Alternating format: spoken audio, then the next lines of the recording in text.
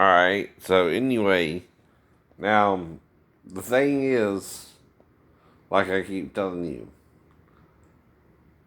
in the story about the wine, right? It is implied by the story itself that the wine was to be served until the very end of the feast, and nothing else was to be served but wine. That's what you're missing as well from the story, right? Um, you were never supposed to run out of wine at a wedding, right? Until it was over. But in this scenario, they had ran out of wine. And I don't think it was the only time it happened either, by the response of the governor of the feast, right? Who had probably governed over many weddings himself, right? And was informing Jesus that even though that's the case, the wine, in quotation marks, that he drank after they ran out was the best wine he had tasted of all the weddings he's been to where they ran out of the wine before. The reason is, though, a simple reason, is wine and water are two different textures and even colors of liquid, right? Now, if you ran out of wine, right, and you were at a wedding, one of the things associated with wine is this darker, almost a blackish color even, than traditional water. Water is clear. You might can even see through the cup and tell it's water, right? Itself, even if you're using the clay cup, right? Say, right? Right. Whatever they had back then, you know what I mean? Right. They didn't have a wine glass perfectly clear, right? Where you could see the wine, right? Was wine and not water. Even if you put water in a wine glass, you could tell which is which. But the point is, though, right?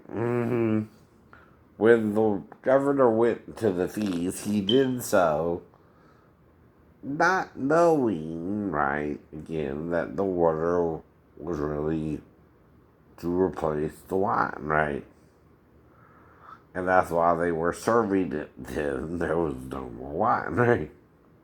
So the problem became what's really the point to the story, right?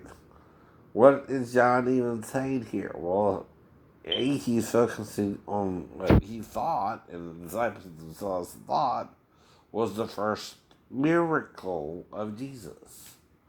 Well, the thing is, the miracle is simply that the guy called the water wine, you mean?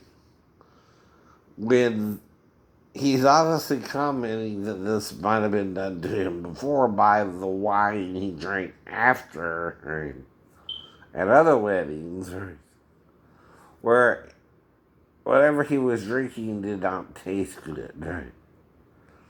It might have kind of looked dark like wine, right? Which there's only one type of thing that can do that, purple dye or black dye, right? Now, thing about purple dye, right, is it does kind of resemble white, right? But black dye might be going too far. But purple dye is made differently than all the other dyes because it might even involve seashells from the seashore. I heard rumors about that.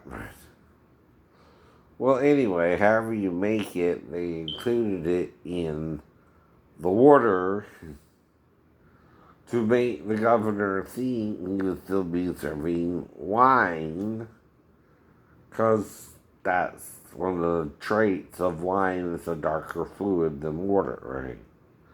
Now, water is usually clear, and like with my water here, you can tell where the water is, right? Now, I got some wine in the thing, right, or grape juice, simply put, right?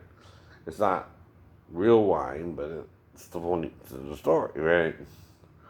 If you can't tell clear water from wine, you're either so drunk off your ass, or you know you're drinking water and are complimenting the bridegroom for not substituting it with anything else. Even though he was supposed to supply the wine to the end of the wedding, for one, right? And for two, right, he had ran out, right? Which could be considered even a faux pas or a cultural nightmare for the bridegroom and his family if they were to supply the wine till the end of the wedding, right? But he's also trying to tell him, hey, you're not the only one to run out of wine before the end of the wedding, right? Don't you think, right? But the problem isn't just the wine, right? It was what they tried to substitute it with. When other people too ran out of the wine, whatever it was, it tasted so badly, right? Right. He said it was the worst wine ever. But I'm telling you why it would be. Simply putting something purple in water still don't make it wine. Nor can anyone change water into wine, right? Even if the governor is complimenting the bridegroom himself on the wine, right? And calling it wine sarcastically. Knowing he's drinking clear water in a cup or something, right?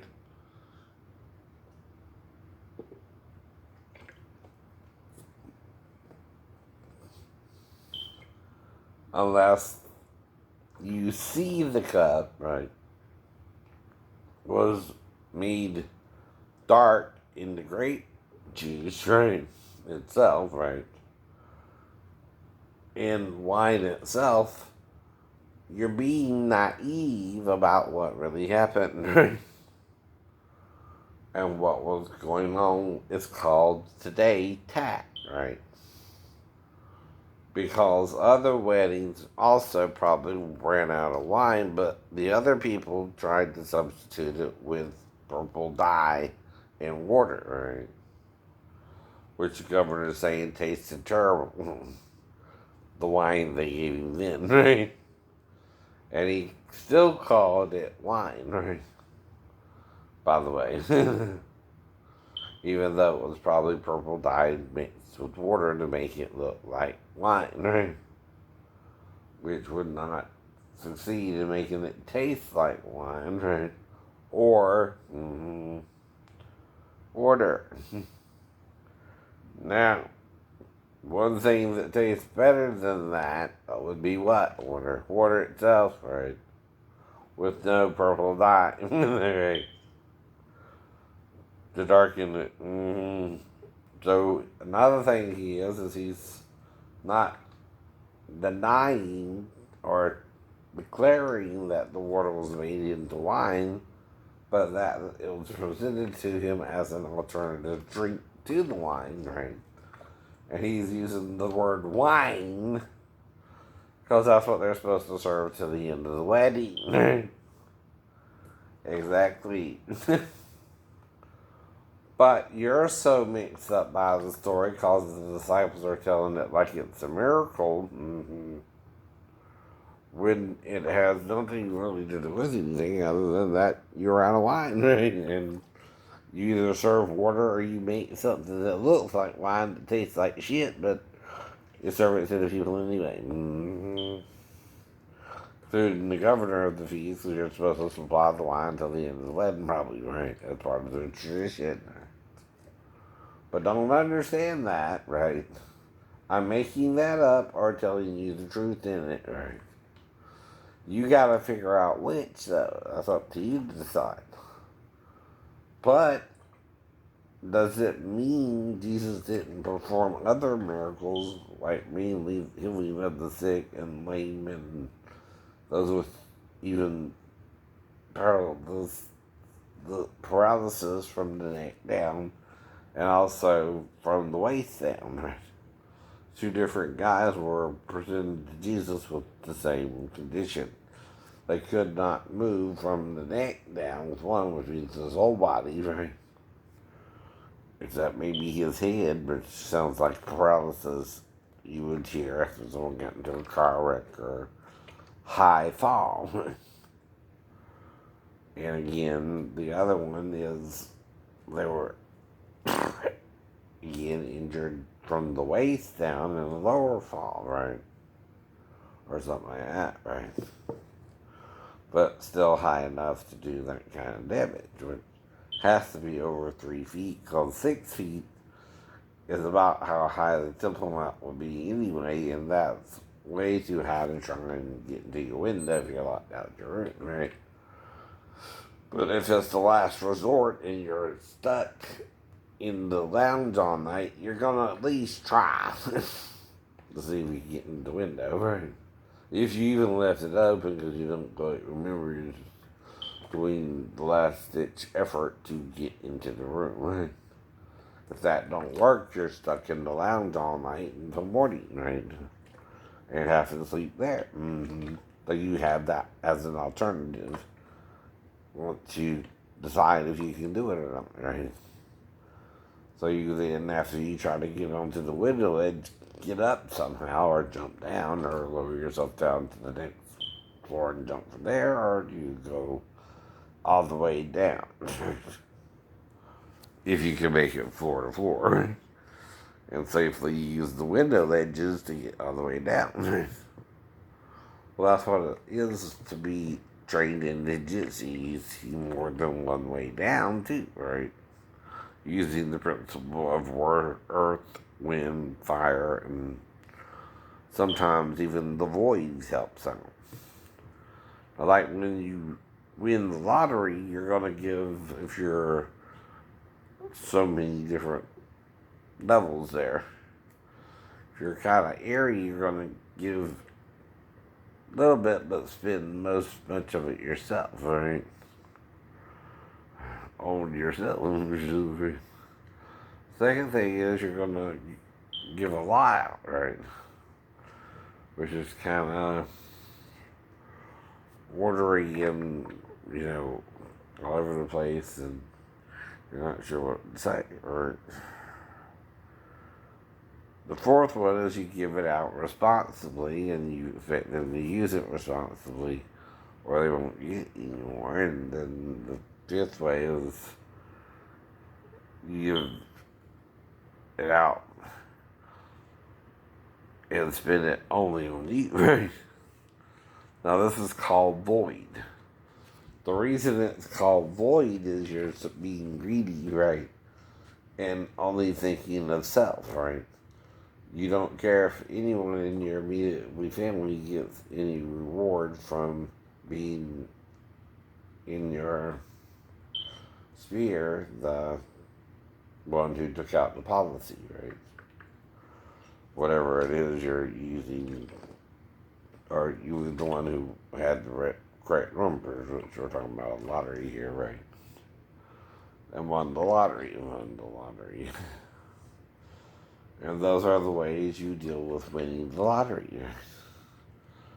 You either give out a little bit to your friends, a little bit to your family, a little bit to friends and family, or a little bit to those you can really help out in a charity organization and things like that, and your family and friends, right? And then you just spend it all on your children. That's your final void reasoning, right? And that's up to you to say pure thoughts. Right? I don't know you on your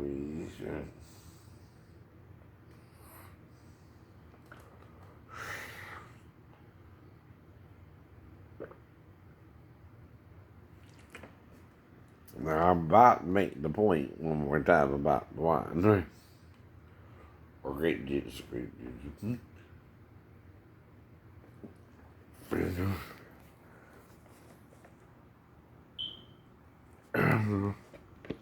and ask you why was the governor so polite to the bridegroom if his family was supposed to supply the wine to the end of the feast and still called the water wine.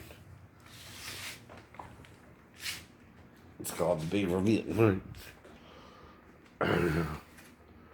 He probably appreciated the taste of the water over the dye. Well, that was not wine. Think about it. So,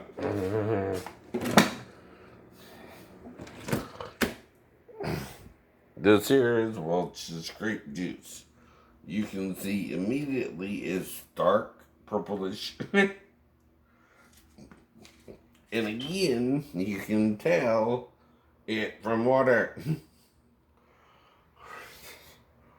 But to make something with water that looks like wine, you have to add one thing, purple dye.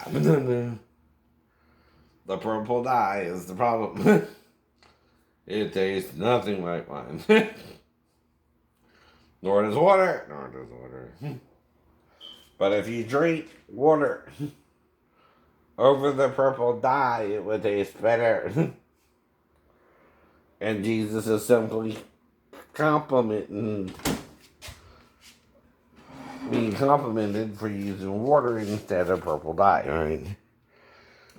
And water to make it look like wine, right?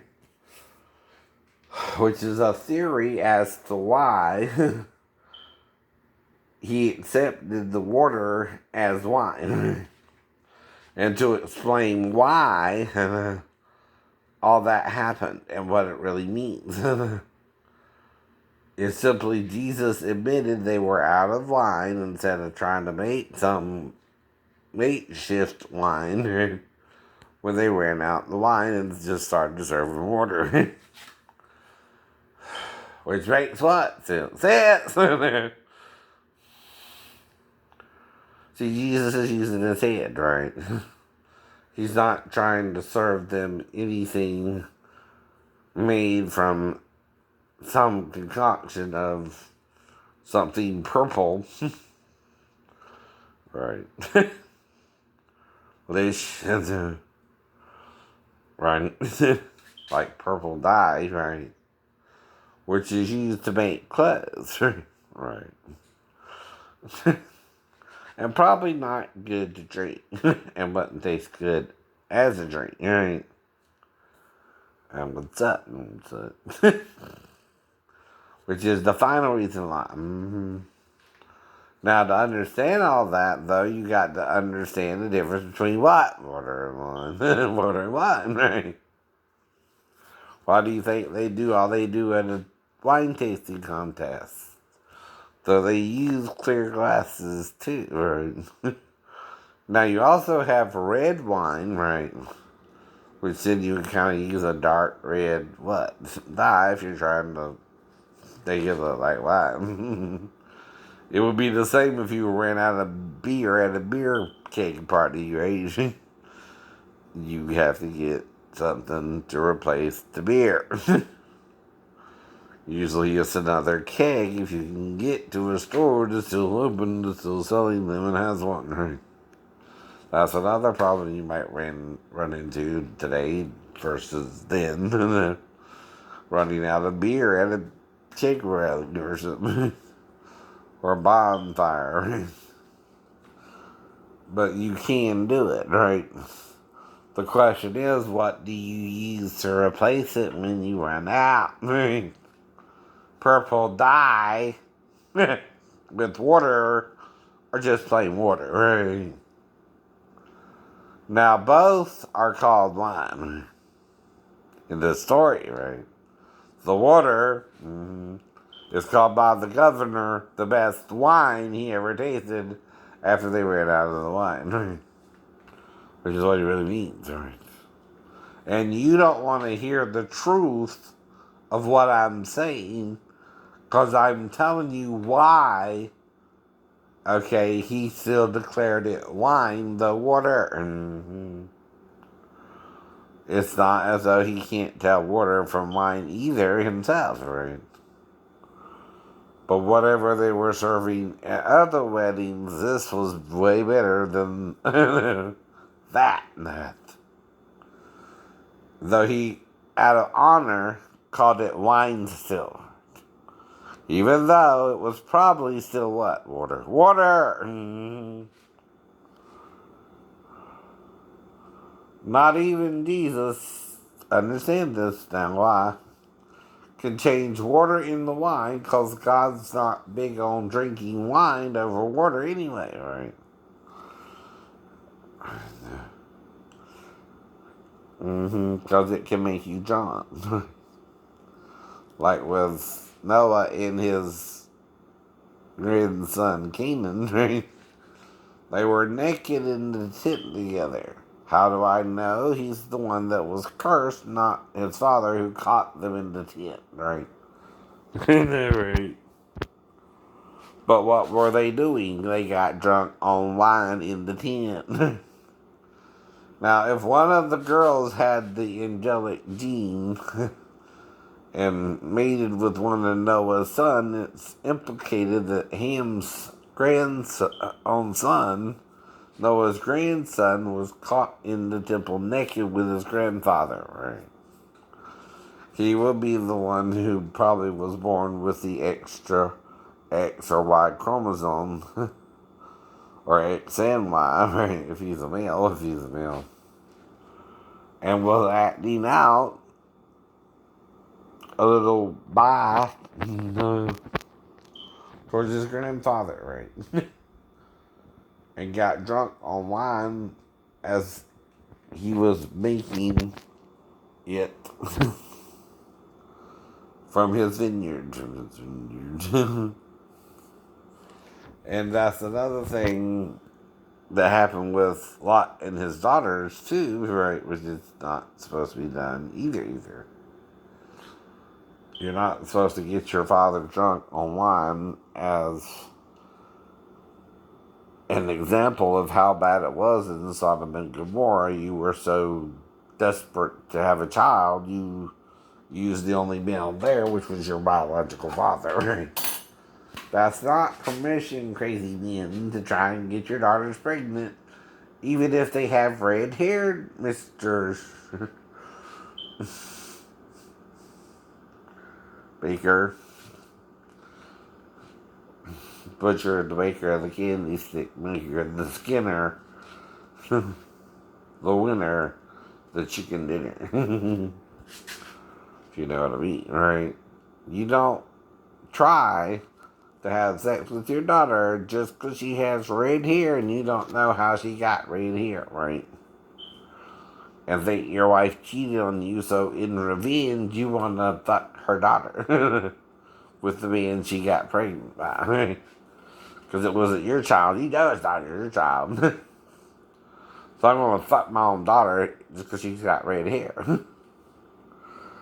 And deny her mother got her pregnant with my sperm, right? Well, here's the thing about recessive genes. You can't see them, sir. Now, there's only one gene lighter in color that produces red hair, and that's the sandy blonde gene, right? If you have sandy blonde in your family, or Lois does, or someone with red hair, back down the chain, right? It can be up to 4 generations as well. Going back, right? Then, right, that's where the red hair came from. You have an ancestor who had it and you never knew about them, right? Because pictures is even a new thing, right? Right. Though, some people have portraits made of them back then, right? They're pretty accurate in the way they're drawn and done by the artists, right? But at the same time, right, we have pictures today But again, the problem is there's the third image of God you're denying. Right? That's why he don't want you worshiping the male or female above any other form in heaven, right? Because neither one is its image. Both would be. Both would be. So if the male and female are one in Christ Jesus, and Jesus can have Cetos and Mastos, which means male chest and female chest, right? Uh, if that's so, then he can metamorph, right, into two other people. In fact, if he can do so independently, he's still androgynous. The male is in the middle between him and the female. Hello, right? And that still creates the Godhead where Christ is over all, God over Christ alone, right? And then the man and the woman. And guess who the woman's over? The children, the male and the female child, right? Until they reach puberty, and then the father's over the son and the mother's over the daughter, idiot. Right? Not only is Elijah to turn the hearts of the sons to the daughters, but by fathers, but the daughters to the mothers, right? Because that's a problem too, right? Even the daughters are fighting over Jesus and fighting over the truth and fighting over things like that with the moms, right? He says, though, love not your father and mother more than me, nor your son and daughter, even if you have to hate them, right? Because of their evil works, right? Now, we're not talking hatred, right? Without mercy. And see, that's the point, too. We're not saying just hate somebody and do them wrong, and because they're doing wrong either. Right? We're trying to rehabilitate you, right? Back to normal thinking. But if you don't know what normal thinking is, you might even think transgenderality and homosexuality are good things when they're not, right? They're the opposite of what you can do if you're born here, right? Now, if you're rebelling from the natural order and you're born a boy or a girl, God already knew which sperm would get to the egg first, by the way. This is where your argument goes out the window, because I'm explaining it to you, right? Like Jeremiah, before you were conceived in the womb, I knew you, right? Says the Lord to Jeremiah, right? And he also knows, though, some of you are struggling with transgenderality, right?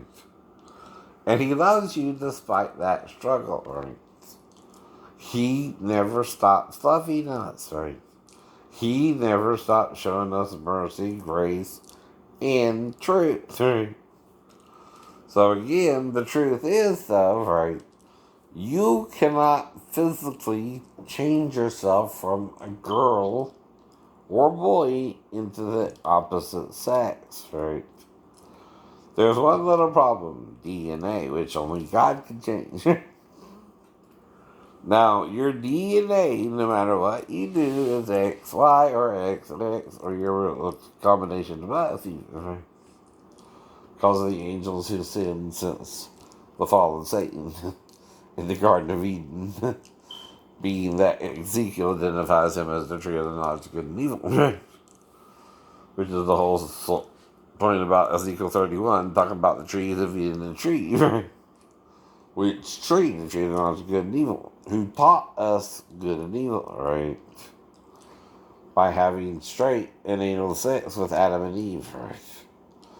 And when it was Adam's turn, embarrassing him and shaming him when he did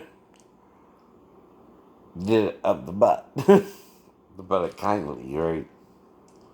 And when he did it up the butt, he shamed him because it was painful, and Adam wanted him to stop, but he wouldn't stop. Despite him being requested to, right? And the reason is he didn't have to stop. They made a deal. Now, Adam got 2 holes, Satan 1. But that hole never had anything up the butt before. He was a virgin up the butt. But Eve had something already in her. Adam had him. And she knew what that felt like to be with Adam. But Adam had never had nothing in him. That's why it would embarrass him more so than Eve. And maybe even hurt him. Because the butt is meant to be an exit only, not an entrance. That's why sodomy, which is a part of gay sex, is considered a crime in the UCMJ, and you're not supposed to do it. But you can. You can even make it a law and allow transgenders to be within the Navy, right? Goody for you. Goody for you. If you do, right? We're not here to condemn each other either or judge each other either. We're all human. You're either going to do something with the crowd, right, or against the crowd, right? Even if you're doing something against the crowd, right, you're exercising the choice and the right to choose that path, right?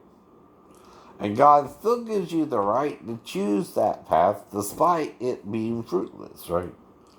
But even a eunuch is not fruitless in the Lord, in that you can still be a good and decent person even if transgendered or homosexual, right?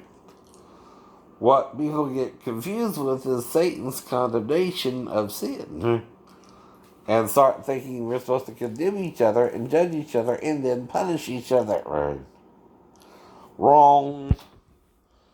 Punishment belongs to God alone. Don't punish each other. You're lying. You don't have the right to judge each other that way. Now, I can understand penalties for speeding or like making them pay a fine, or if you get in a wreck, it's your fault. It's your fault. But if you're not your fault, it's not your fault. We talked about all this before. I'm not going to rehash it yet for this video, but like I said, right? The truth makes you free. All right, have a good day.